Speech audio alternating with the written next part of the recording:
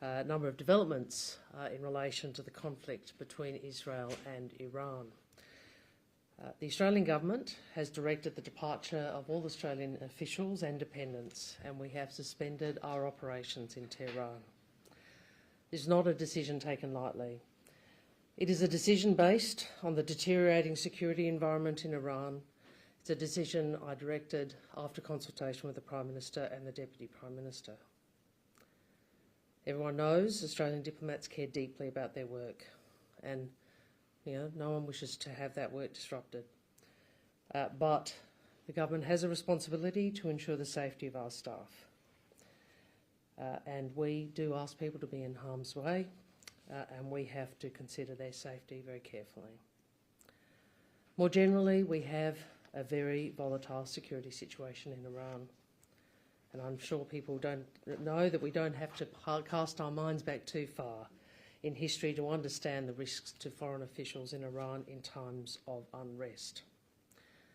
Australia's ambassador to Iran will remain in the region to support the Australian government's response to this crisis. I can also indicate the Department of Foreign Affairs and Trade is deploying consular staff to Azerbaijan, including its border crossing, to support Australians departing Iran. This security environment and its deterioration has led to the government updating its travel advice yesterday and again last night. I say we urge Australians who are able to leave Iran to do so now if it is safe. Those who are unable to do so or who do not wish to leave are advised to shelter in place. We are continuing planning to support Australians seeking to depart Iran, and we may remain in close contact with partner countries. Unfortunately, at this stage, our ability to provide consular services is extremely limited due to the situation on the ground. The airspace remains closed.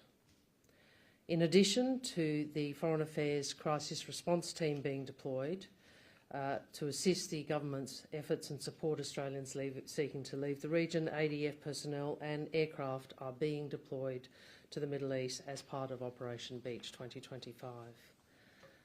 Again, I emphasise the airspace remains closed, and we are doing this as part of preparing contingency plans post the airspace becoming open. I also emphasise that we are sending defence assets to help Australians. They are not there for combat. I can also indicate overnight I spoke with my American counterpart, Secretary Marco Rubio. We had a good discussion. We had a good discussion about the way through this conflict and a good discussion about issues in the Australia-US relationship and our bilateral cooperation. I emphasise there is an opportunity, given what President Trump has said. There is an opportunity over the next 2 weeks for de-escalation, dialogue and diplomacy. That is what we want to see, and that is what the world wants to see. Iran must come to the table and it must stop any nuclear weapons program. I'm happy to take questions. What contingency plans has the government... Actually, I'll go to you first, thank you. How much more difficult will it be for Australians to leave now that there is no consular assistance in Iran?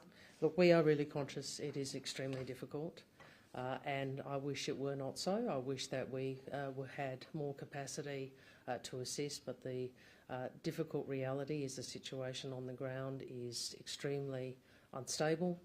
The security situation is obviously very difficult. I again emphasise the airspace remains closed. What that means is we cannot fly aircraft in and out because of the security situation and because of the possibility of strikes.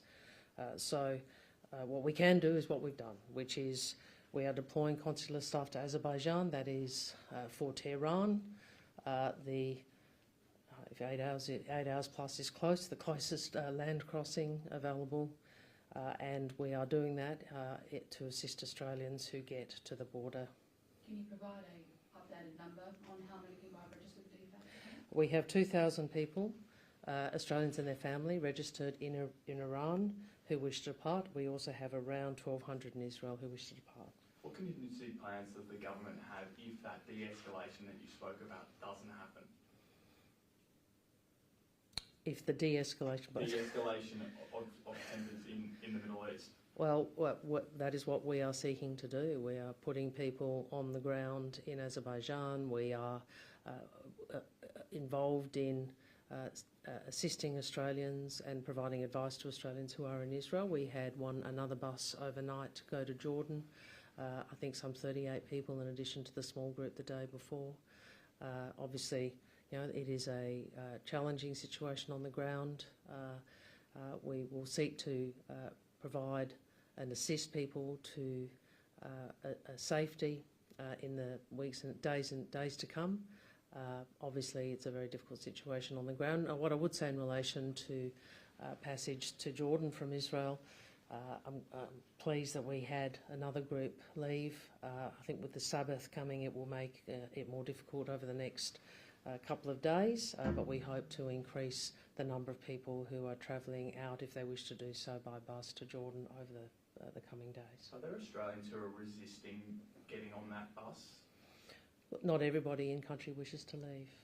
Yeah, that's why we ask people to register both presence but also that they wish to leave. Are they indicating though that they would rather fly out once the airspace is open rather than bus out? Look, I think people know that the airspace is closed. There are missile strikes. There are strikes on civilian targets. We've seen a loss of life in both countries. We've seen some awful. We've seen a strike on a hospital by Iran, on an Israeli hospital, and we know that the situation is very challenging. What role does Secretary Rubio want Australia to play in this conflict? Look, we're not a central player, and as I said in the outset, our deployment is obviously to assist Australians and not for combat purposes. It's as part of contingency arrangements being put in place. Donald Trump says that he'll make a decision on strikes against Iran the next 2 weeks. If he does, could Australia then become involved in the military? As I've said previously, we're not a central player, and the deployment is for supporting people, not for combat purposes, yes. Can you confirm whether you spoke with Secretary Rubio about the AUKUS agreement? Yes, obviously that... Sorry. Yes, obviously that is one of the issues we talked about. We talked about the Indo-Pacific and the importance of our partnership to stability, peace and prosperity in the Indo-Pacific. I've outlined, as you would expect, the benefits to all countries, all 3 countries of the AUKUS agreement, an agreement which I think is so important for strategic balance in the region. That means protecting peace, preventing conflict, and assuring prosperity and security for all countries, and AUKUS is a contribution to that. I've also outlined, just as the Prime Minister has, the near-term benefits to the United States, including additional maintenance days and more days in the water for more submarines. Did Secretary Rubio request... Sorry, do you mind if I go? Did he indicate whether the US would still support the AUKUS agreement? Look, I think he's on record as having as understanding the importance of AUKUS, but obviously we'll work through the review with the United States. It's unsurprising that they would engage in a review just as the United Kingdom has. Did Secretary Rubio request military action from Australia if the US decides to proceed down that path? No such request was made. Does the government intend to continue those diplomatic relations with Iran, and how do you continue those relations when the embassy's closed? Yeah, it is more challenging.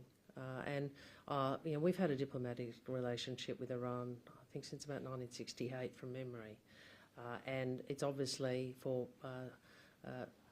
much of that time, or some of that time, being with a regime that we have very different views about and with. But we have always believed that you don't just have diplomatic relationships with people with whom you agree, because you have to have the capacity for dialogue, and that is important. And you see it at this time. It is important that we have dialogue and diplomacy. Obviously, it does create logistical problems or challenges, because we won't have, at this stage, don't have an embassy operating, and we'll see in the future if we're able to reopen. I hope we are able to. You mentioned that there's ADF personnel in Azerbaijan. Whereabouts? No, that is DFAT personnel. Yeah. No, whereabouts are they in Azerbaijan? Well, we're seeking to. We are in the process of getting a crisis response team into Azerbaijan, and the purpose is to assist any Australians who get to that border. That is the border crossing. That is the most likely for exit from Tehran. What concerns does the government have that the US may drop a bunker-busting bomb in Iran? I'm not going. These are matters that the US will make decisions about. I can only articulate what Australia's position has been. We want dialogue, diplomacy, and de-escalation, and we want Iran to return to the table. We want Iran to stop any nuclear weapons program. That's the call we've made, and that's the call many other countries have made. And Iran has the opportunity. The President's actually given them the opportunity to engage in diplomacy, and they should take it. How likely do you think it is that Iran will return to the table? Well, I'll leave you to do the commentary. How about that?